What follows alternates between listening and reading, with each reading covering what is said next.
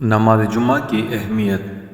حضرت عبداللہ بن عمر اور حضرت ابو ہریرہ رضی اللہ تعالیٰ عنہما دونوں راوی ہیں کہ ہم نے رسول اللہ صلی اللہ علیہ وآلہ وسلم کو اپنے ممبر کی لکڑی یعنی اس کی سیڑھیوں پر یہ فرماتے ہوئے سنا ہے کہ لوگ نماز جمعہ چھوڑنے سے باز رہیں، ورنہ اللہ تعالیٰ ان کے دلوں پر مہر لگا دے گا اور وہ غافلوں میں شمار ہونے لگیں گے۔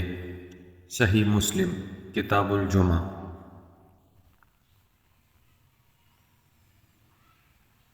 توضیح الحدیث۔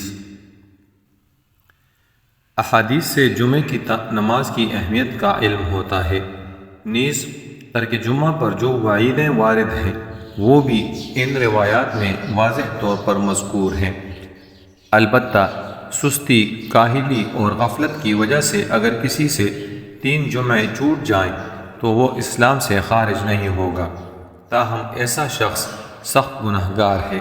جمعہ جیسی عظیم نماز کے ترک پر سچے دل سے توبہ و استغفار لازم ہے، اور آئندہ نماز جمعہ کے اہتمام کا پکا عزم کرنا ضروری ہے۔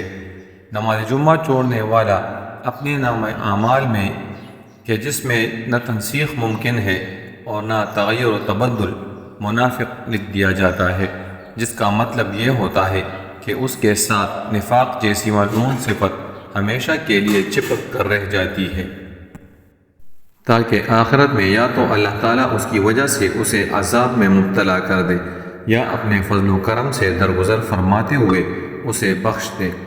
غور و فکر کا مقام ہے کہ نماز جمعہ چھوڑنے کی کتنی شدید وعید ہے۔